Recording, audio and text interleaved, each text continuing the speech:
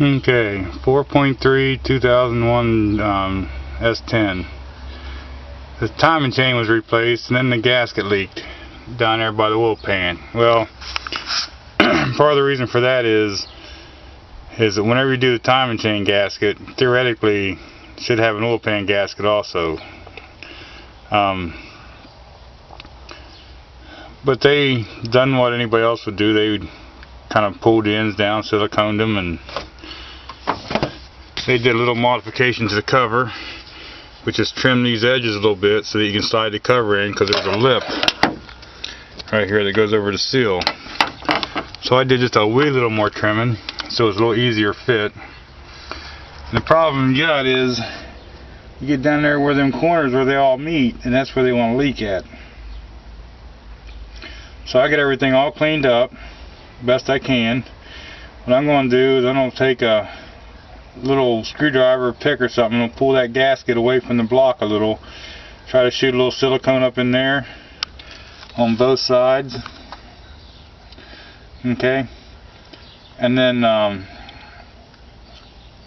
let that set just a little bit. I'll silicone the edges of them gaskets really good, the corners. I'll let it set, and then I'll silicone underneath it here all the way around and see if we can get this thing to seal. Now, if this don't work, the only other thing I know to do is to leave the gasket or the timing cover gasket on, and don't have to drop the pan and put a pan gasket on, because that cover is supposed to be in place and the pan gasket lays there and it's supposed to squish in between the two.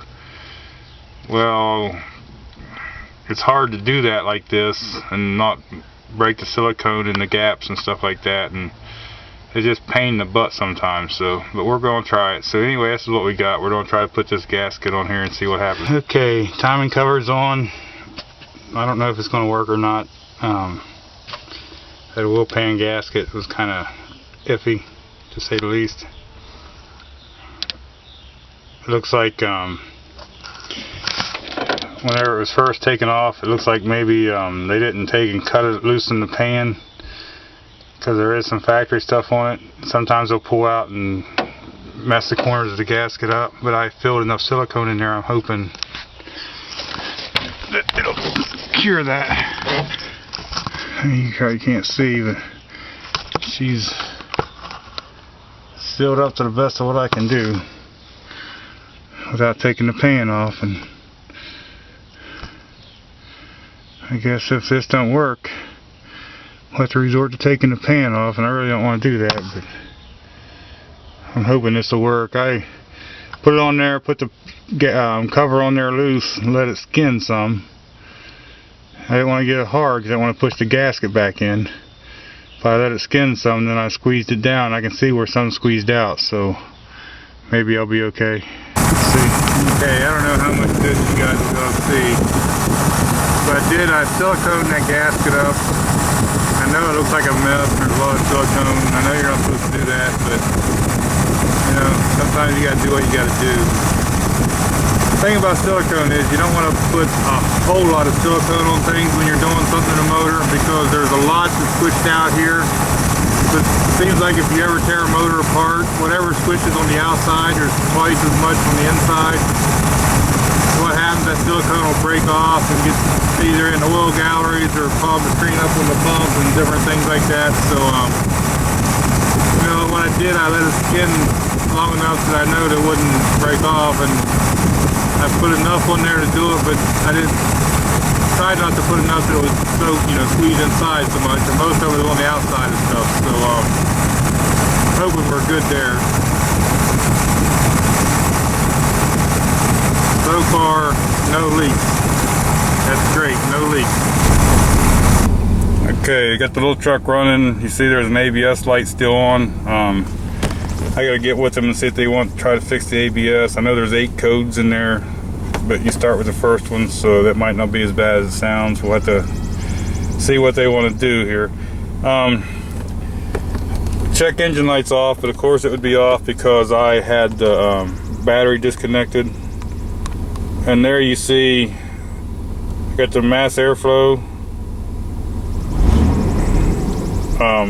I wasn't getting a reading at all off of that before. Plus it had a bunch of dirt in there. I cleaned the mass airflow sensor and plugged it back in. It seems to be doing better now. At least I'm getting a reading off of it. So we'll go from there and see what happens. I won't let them drive this truck for a week or so and make sure that oil leak doesn't resume.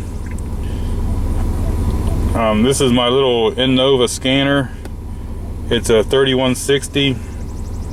It's not bad little scanner. I mean, it gives you live data, gives you ABS codes. It also tells you if the learn procedure has been done or not on the car. And it doesn't give me all the live data I wish. I was used to one of the Snap-on red bricks when we had the garage up there, and this is a far cry different. But then again, this is a $200 scanner. I think a lot of the scanners that you plug in and they're Bluetooth to your phone, I'm not sure about the ones that hook to the computer. I like to look into them a little, into a laptop, but I think some of the ones for the phone now actually gives you more data and more live data and lets you check more stuff than this one. This one's kind of limited, but in the $200 price range for the normal person doing stuff, this really isn't a bad deal. Like I say, if I was to buy another one, I'd have to check into some of the smartphone things too. The thing is, I don't have a smartphone. I just use an old phone, so that would be another issue. The reason I bought this. This thing's probably 3-4 years old.